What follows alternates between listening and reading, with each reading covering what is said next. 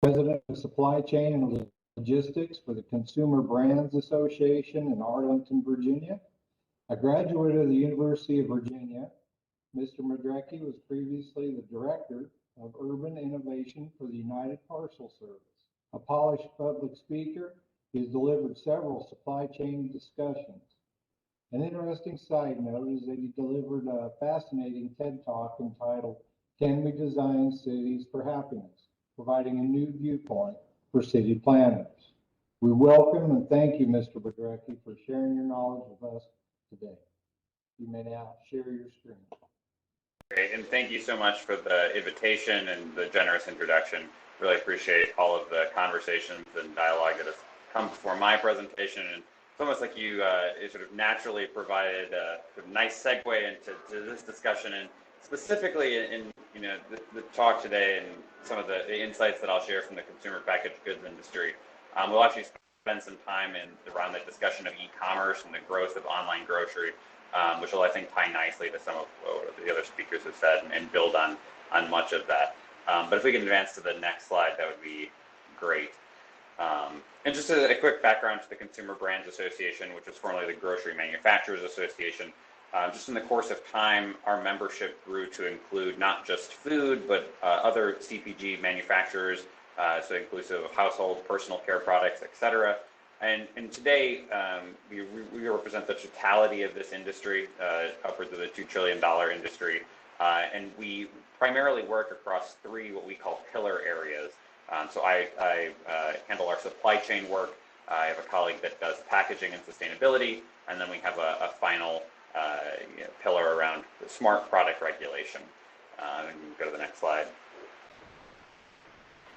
And as other speakers have alluded to, certainly the pandemic put supply chains front and center for Americans, many of whom have never really thought about the supply chain before.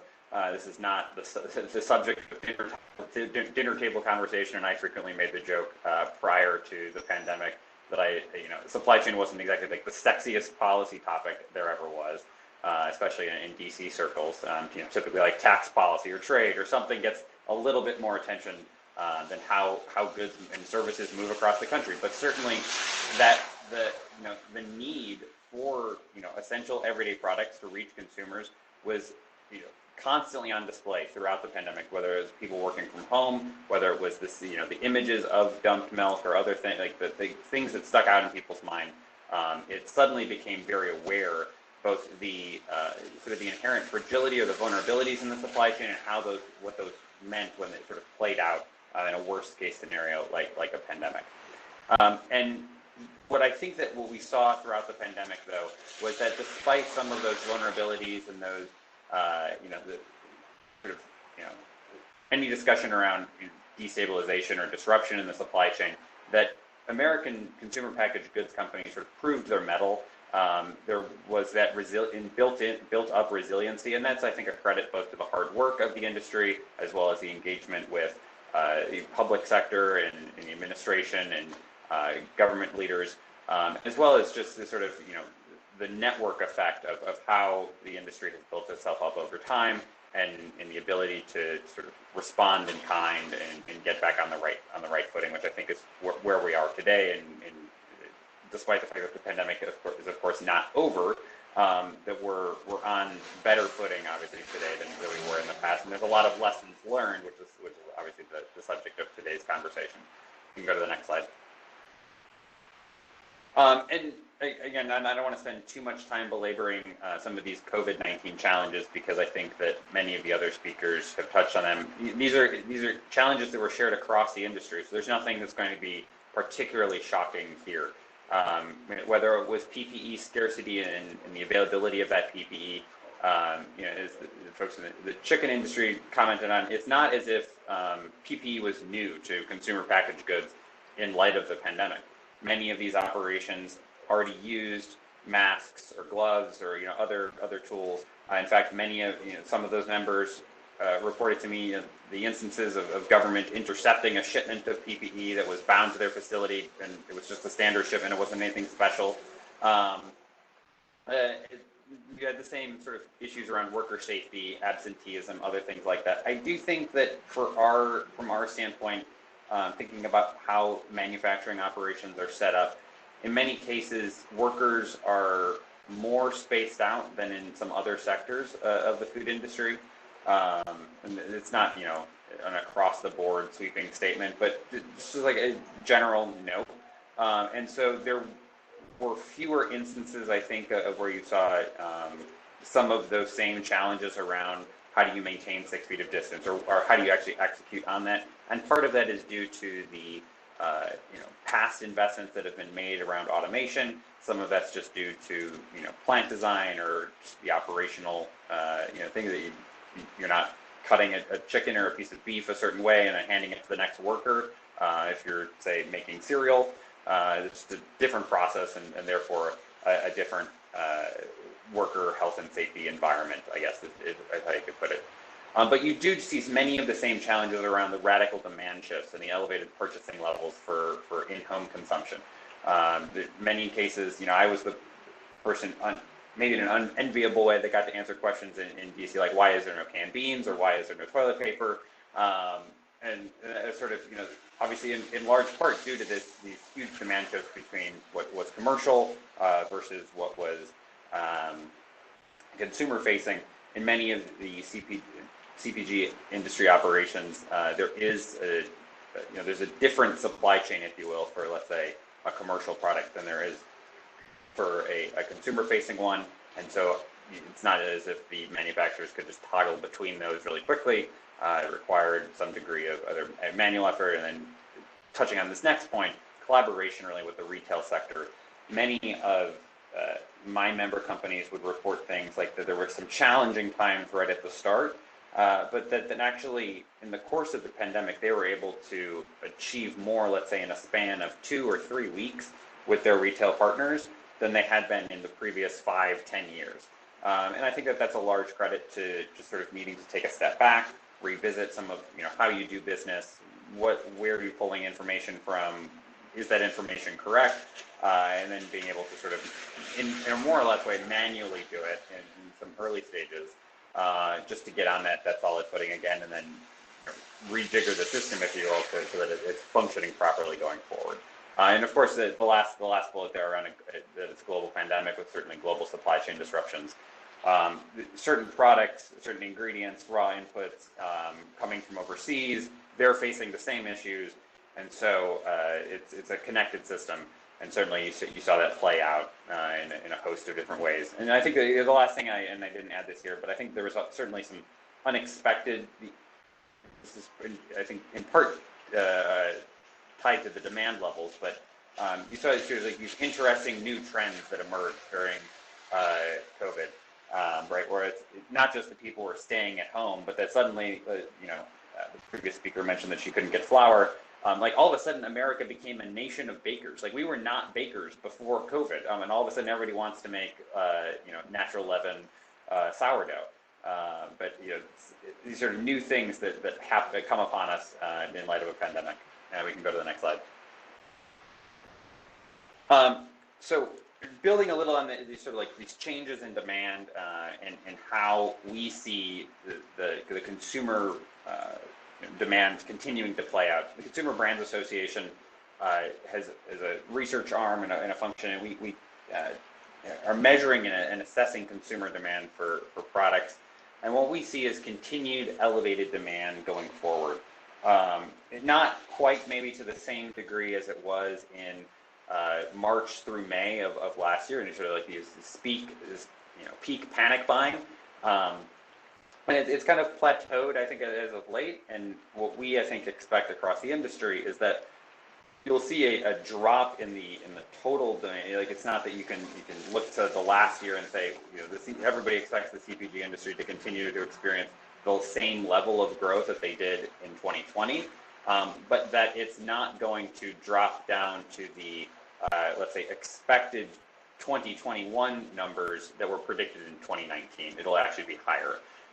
So that there's an incremental bump in that continued demand for CPG products. I think that's a testament to people are either getting acquainted to new products for the first time. They see the convenience of some things. They envision themselves continuing to work at home. if they are going back to the office, they're maybe not going back to the office quite as much. There's all of these factors that come into play, but we see that demand continuing, and then the industry continuing to need to respond in kind. And we'll dive in a little bit more to other aspects of what that demand means, what that looks like, especially around that growth in e-commerce. We can go to the next slide. So I mentioned this growth in e-commerce, which is still quite paltry if you sort of look at like total share of respective to other industries, but total share of total grocery sales.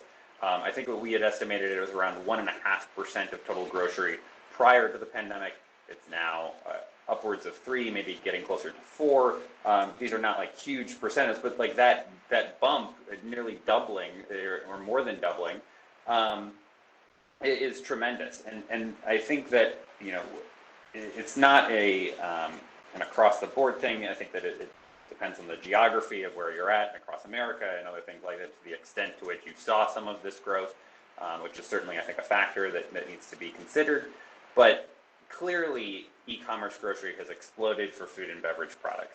And these change in circumstances and from how you live your life has led to new consumer behaviors, and the convenience of grocery shopping and having products be brought to your door is hard to dismiss. It has a stickiness to it. You can count me as one of the people that was hesitant in a lot of ways about online grocery prior to the pandemic, for a number of different reasons. I'm definitely, even lifestyle aside, anything like that, I like going to the store. I like picking out fruits and vegetables and fish. I've also worked as a chef in a past life. I like being in a grocery store. I like touching and feeling food. I like being around it. And there's something a little bit sterile about it, just like add to cart, add to cart, add to cart. Like that's not a satisfying experience. And yet it very much is when you realize that, one, going to the grocery store isn't necessarily the safest thing, or like that's the feel during a pandemic, right? And then the second thing is that you realize, I think, pretty quickly the amount of time saved. And the amount of time saved, and it's going to the store, being at the store, figuring out also how much money you frankly saved as a consumer, because you weren't just adding everything and everything to your cart as you go through the store and sort of like, oh, like I need this. I didn't know that I needed the artisanal cheese, to a previous speaker's point. And these are all both convenience things that are driving this new trend and the growth of e-commerce, and then also some of these questions or open-ended conversations that the industry will need to wrestle with. And that's both for retail, both for CPG, because people aren't just adding random things to their cart. They're going back to their old cart or what they previously ordered and then reordering the same thing, and you're done and you're checked out in 30 seconds and you're on to the next thing. And somebody brings it to your door and you don't bear the cost of that last mile. So these are all sort of open questions that, again, the industry is going to have to wrestle with. But clearly, e-commerce is continuing to grow, and we anticipate that to remain very strong. And I touch on some of the numbers that speak to that in I think the next slide. So this growing confidence, you'll see on the right-hand side some of the numbers around, like, were you ordering or were you not ordering? But the second chart around, do you plan to use online ordering after the pandemic, it sort of clearly speaks, I think, to this stickiness of e-commerce. It's really hard to go back. And I've had, in a past life when I was at UPS, and we would have a lot of conversations around this notion of free shipping, which, P.S., there is no such thing as free shipping. Someone is paying for it, of course. Like, you can't walk that back. You can't walk back e-commerce grocery once it's there. Once it's made available, people, they want it, they'll associate with it. They don't feel like well, you can't take away the free shipping. You can't take away the ability for somebody to all of a sudden get their, it could be any range of products, ranging from meat and poultry to milk to, and I think if you look back before the pandemic, there were certain product categories that were quite strong when it came to e-commerce, or were becoming to become. So, like, even before the pandemic, I certainly wasn't looking forward to carrying home like a 50-pound bag of dog food from the store. Would much rather have someone else bring that to my door. but the shift from household essentials to then people being more willing to, let's say, order non-perishable items, to all of a sudden being totally okay with having perishable items brought to their door, to even now, like, oh, I have like ice cream and everything brought to my door. That sort of happened as a result of the pandemic, and it's here to stay. And we can go to the next slide. So just getting into this a little bit more, I wanted to include some additional sort of statistics around what this means from a consumer behavior perspective. I think it's important to add this context because it's not just that people are no longer, let's say, going to the store, and instead they're just buying things online, and it's like a one-to-one equation. In fact, it changes other aspects of consumer behavior. And so let's see, it's not that people will, let's say, no longer go to the store and they're just going to do things online, but what they're doing is they're being selective, either about the products that they're ordering, about the frequency of their ordering. These other aspects are changing in tandem with just the notion of e-commerce. And so what you see is actually that, and I apologize for the truck driving outside. You see is this increased frequency of ordering on the part of the consumer, typically with smaller orders. So that's happening. You have those same consumers then going to the store to make maybe a larger run. It could be to pick up, either household basics, or they're going to spend more time because they did finally go to the store. They're going to spend more money while they're there. Their product mix is going to be a little different than those frequent orders at home that they're having delivered. And all of these changes in consumer behavior and demand pose, I think, real questions to retail and to CPG about how do you run your business? What is the implications of what those huge demand changes mean and sort of ripple through the supply chain to where it ultimately nets out to retailers, let's say, feeling the need, and we saw this during the pandemic, to have more frequent replenishment schedules, to have, really to take anything that they can. There was a lot of shipping of sort of like less than truckload or like half full truck. Just like people were just, part of that's due to the outsized demand for CPG products and the fact that really just trying to ship whatever was coming off the line. But you see this tendency on the part of retailers, I think, going forward towards more frequent replenishment to keep up with those and smaller ordering. And then how do you manage that and get to the levels of performance that you want within the retail context? How do you meet those standards and those performance levels if you're a shipper? There's all of these changes that are going to play out as a result of these changes ultimately in how consumers are interacting in that supply chain landscape. You can go to the next slide. So in practical terms, where does all of this sort of net out and leave us? And we can lead into a conversation about some of the things that we see going forward, as well as some of the open questions that still need to be wrestled with. So in practical terms, though, during the pandemic, the increase in e-commerce growth, the changing nature of the business, how CPG manufacturers were operating, and also just the outsized demand in general for CPG products. What did that mean? So on the part of CPGs, all of a sudden everyone was working around the clock. You saw many operations shift to either 7 days a week or 6 days a week, like different staggering shifts. There was sort of this huge investment, I think, on the part just of like a human capital and effort that was needed to meet that level of demand. This was not a problem that was just solved through either like a technology solution or waiting things out, but was solved and then continues to be solved just by people rolling up their sleeves, getting to work, and making sure that the product reaches the shelf. It did force, I think, a conversation around network redesign and corporate transformation. I think it's meant by that is that there is a relatively widely reported on tendency in the CPG space is a relatively low margin business to really prioritize efficiency in the past, and there's a lot of allusions, I think, to Toyota industrial model type supply chains, and like the degree to which there was efficiency is like the ultimate priority versus a degree of built-in resiliency or replication in the system that allows for sort of like a, being able to respond maybe a little bit faster.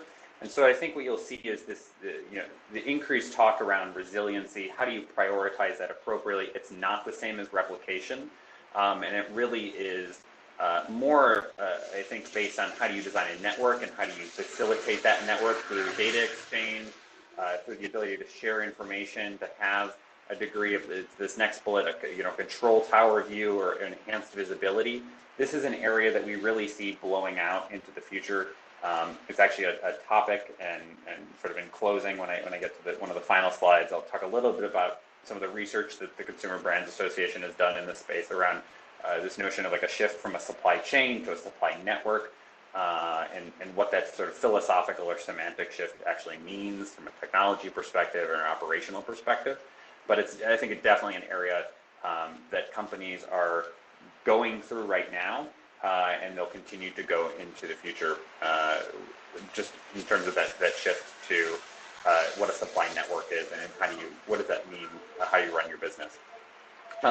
So if you take together the e-commerce growth, the doubling, I think it forces new conversations for both last mile providers, for retailers, for CPGs. It just in general, when we talk about e-commerce, it accelerated it anywhere from 5 to 10 years. It was going to happen eventually, but the pandemic really, took it to that next level, and it's certainly not, to my point on the prior slide, not going away anytime soon.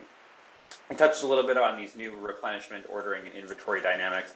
Just that as that evolution in e-commerce continues, then you'll continue to see retailers need different ways of servicing their customers, which in turn requires CPGs to change how they do business, change how you predict things, or how do you sort of work through all of that demand shift and get a little bit leaner and a little bit more responsive, just to drive out like every last bit of that efficiency, or to maintain some of the margins that you're looking to have. To that point, the big the need here is really around CPG retailer collaboration. Neither the retailer nor the CPG company can do this alone successfully. They need each other. And the nature of this dynamic between CPGs and retailers, this is an area I think where some at one point in time CPGs maybe and shippers had more leverage, retailers and it had more leverage, and it goes back and forth.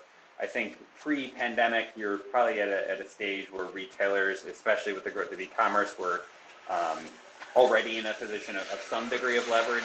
I think that holds true going forward, but there's clearly a need for dialogue, for collaboration, and then I mentioned data sharing and around visibility and control tower type approaches, but there has to be better ways of translating the demand side that retailers may have visibility to, and especially in an e-commerce environment, you have folks like Amazon and others that have exceptional visibility to what consumers are thinking. How do you translate that up through the supply chain and then have sort of all of that integrate together such that everyone benefits?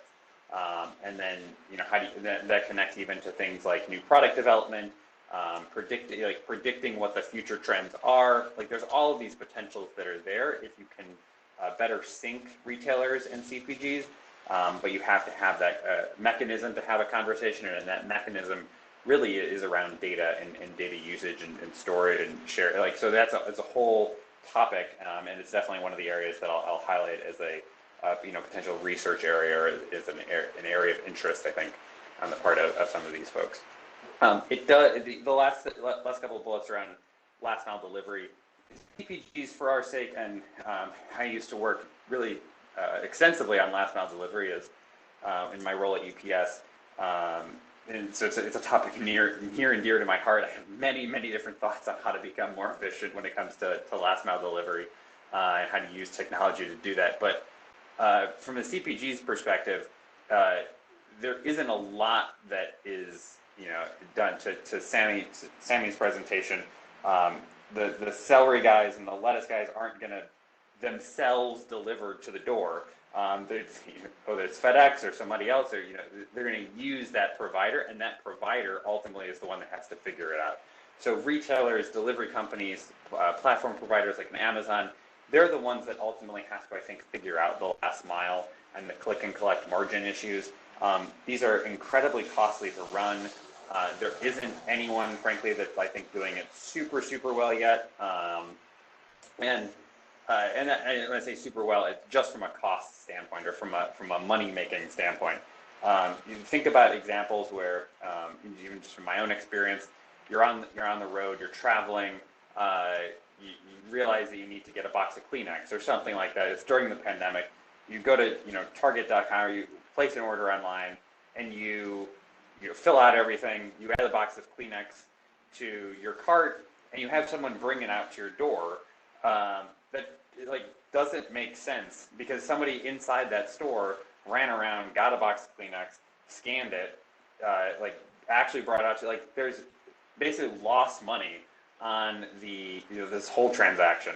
And so figuring out how do you make that model work, and how do you make it sustainable, how do you make it appealing to consumers, all of these problems I think need to be further fleshed out. There's a lot of promise there, I think is highlighted in the pandemic, but it just needs more refinement, more work. And I know that's certainly an area of potential research and interest. And so the last point, this growth in e-commerce then translates to a growth in last mile freight or urban freight primarily. And then it poses new questions about how do you take a more holistic approach, let's say, at improving transportation performance, in broadly speaking, how do you address some of the infrastructure challenges that are in play today? We can go to the next slide.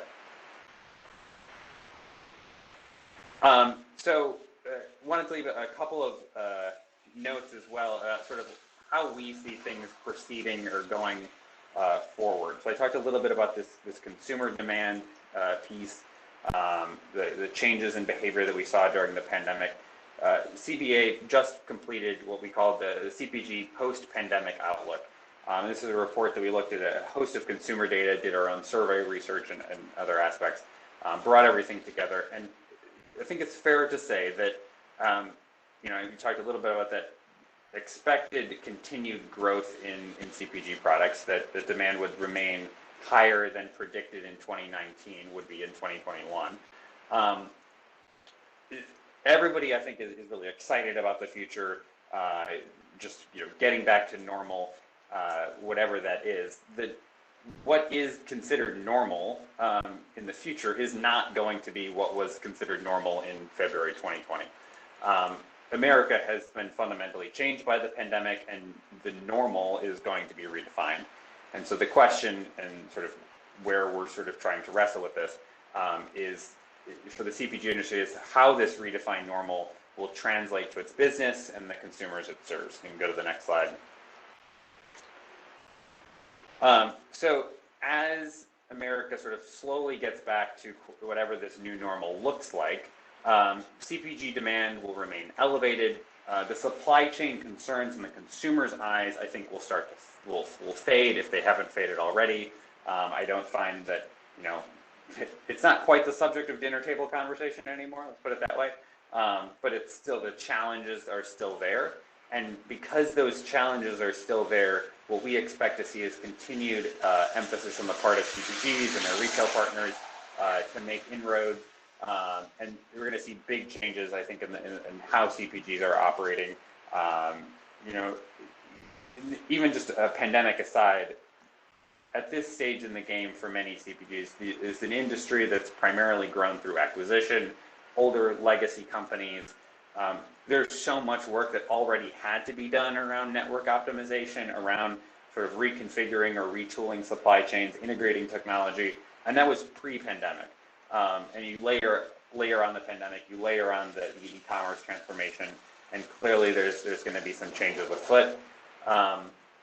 Though I think there'll be to the points around plastic packaging and other things like that. I think that consumers will start to realize that the increase in plastic packaging and use during COVID had some environmental consequences. I think that'll further encourage work in the how do you fix a broken recycling system? How do you address some of those packaging concerns? How do you modernize or create the packaging of the future, if you will, so that You can't have anything from your potato chips to your packed corn to anything, right, to be in that container that you can then recycle, and you can actually understand how to recycle it going forward. And we can go to the next slide.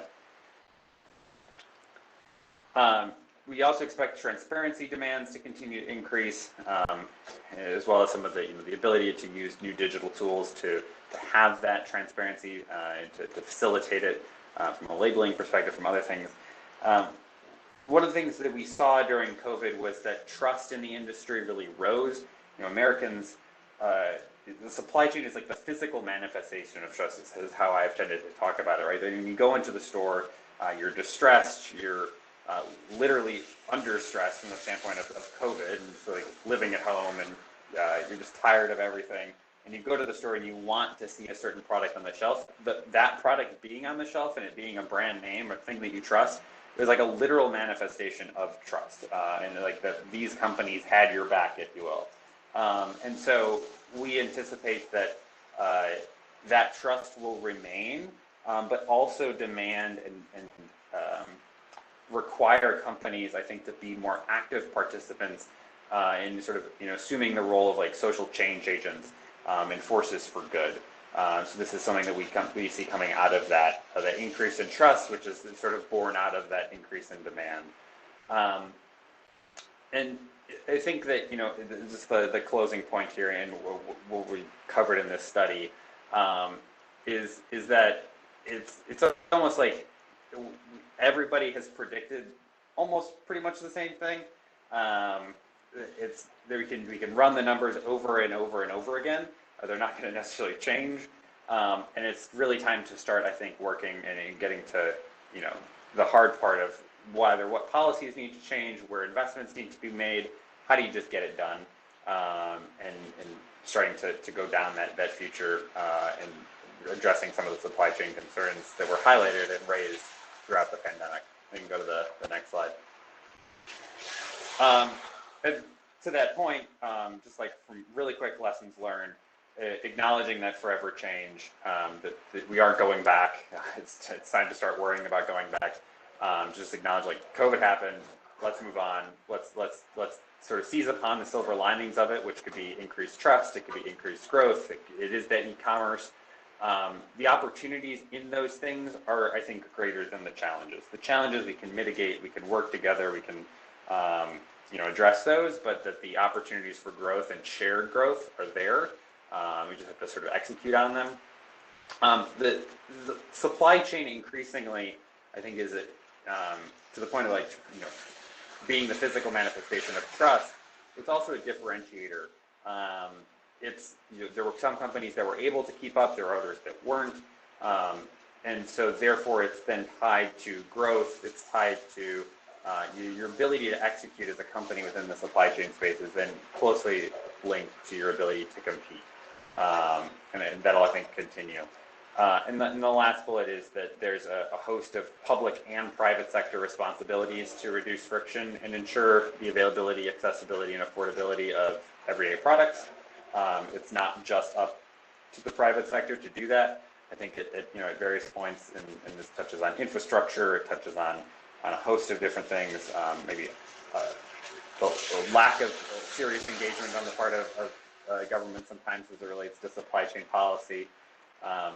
The private sector makes up a great deal of the inefficiency, or makes it, presented with a challenge or presented with a problem, the private sector goes and solves it.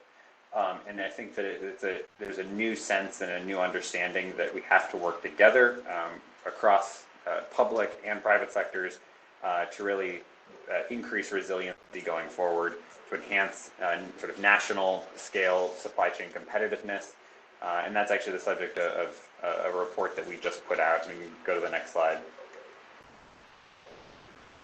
And to that point, in my last slide, there's two reports I wanted to highlight, both in terms of what the private sector is doing and what the public sector is doing.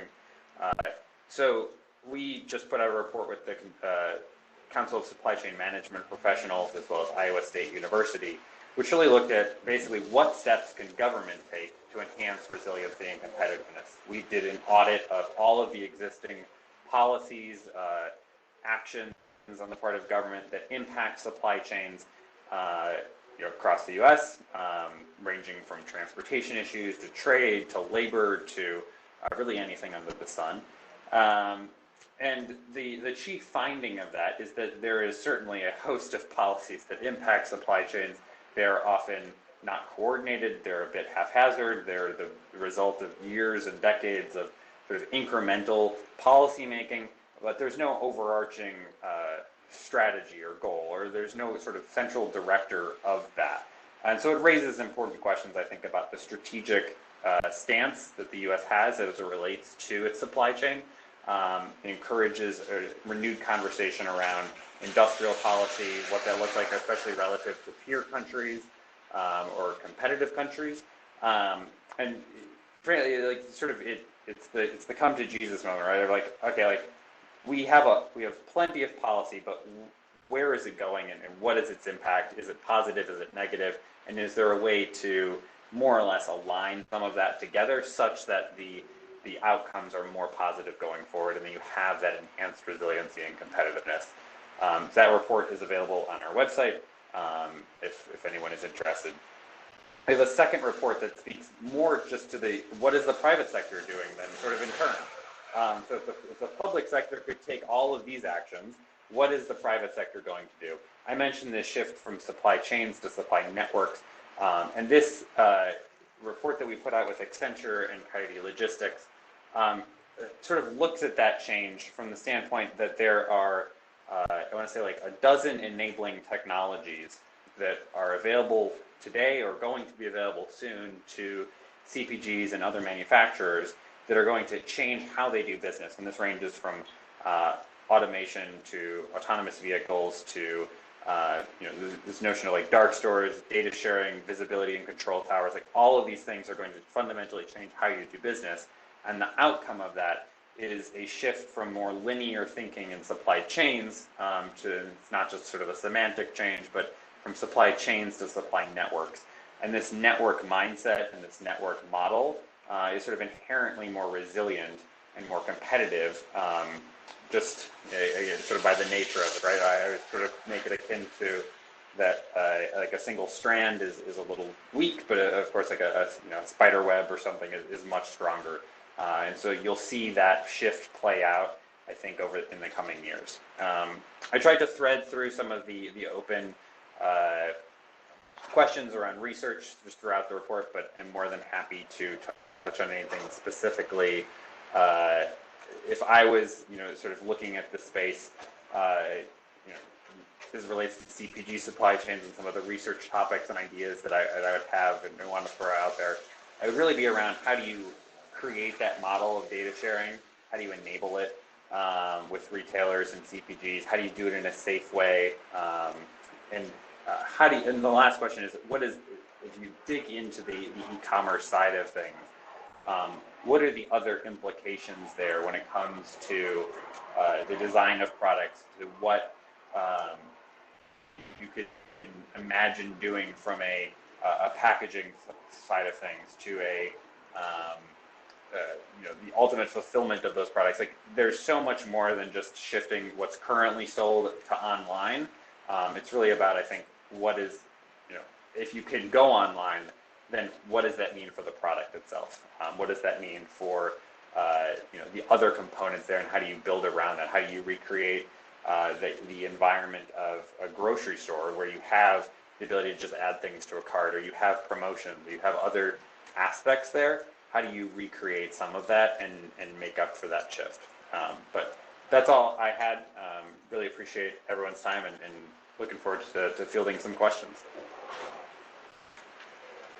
Thank you, Mr. Madrecki. We got about 5 minutes. You can tackle what you think you can here in about 5 minutes. Thank you. Yeah. I'm just going to read through.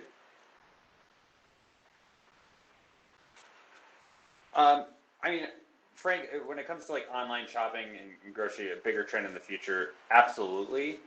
Again, I think it'll be a degree geographic. I think that adds an added layer of complexity to this.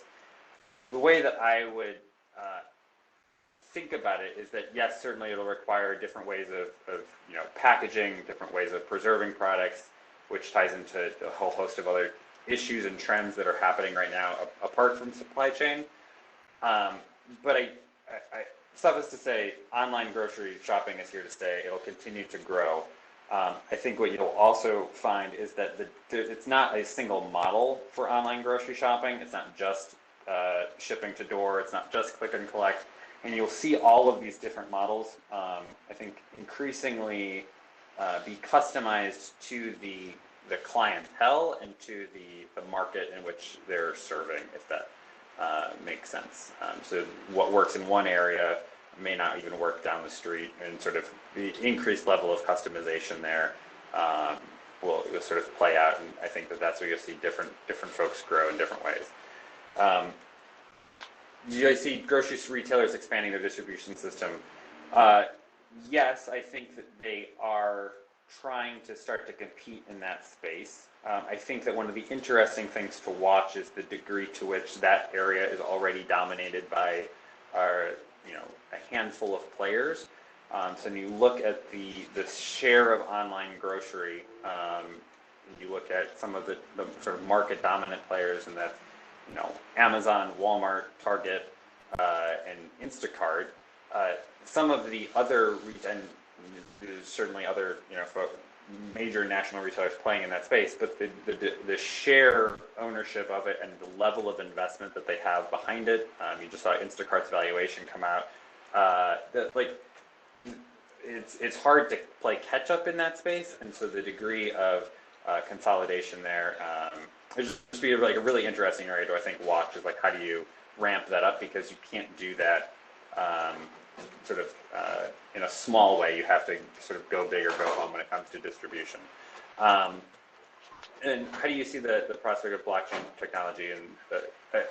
And just to comment, maybe not just on the produce industry, but on the use of blockchain, I think that you'll continue to see the need for enhanced consumer transparency tools and the ability to track and trace products, and whether that's from a compliance perspective or just a sort of a non sort of not necessarily compliance, but in the ability to ensure safety, other things like that. I think that you'll continue to see that need there. So I see it as very strong. I think it does need some more work. Differences in consumer trends in metropolitan areas versus urban and rural areas. I think what was actually interesting to watch is that it may have had to do less with urban versus rural versus metropolitan. And actually it would be really interesting to look at political affiliation and how that plays out, which I think corresponds to the degree of sort of COVID risk averseness or other things like that. But it also, I think, does touch on trends in sort of like coastal cities, economic disparity, other things like that. I think that one of the interesting things, though, too, is that while today you might see relatively high income levels correlate to e-commerce level, like really interest in e-commerce grocery buying, e-commerce grocery buying also has the potential to resolve issues around food deserts and some of the affordability and access issues that plague more vulnerable populations.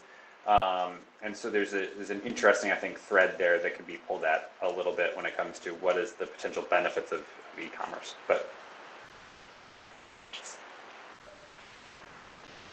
okay, well, thank you very much, Mr. Madrecki, for those great insights. There's a lot of moving parts to consider.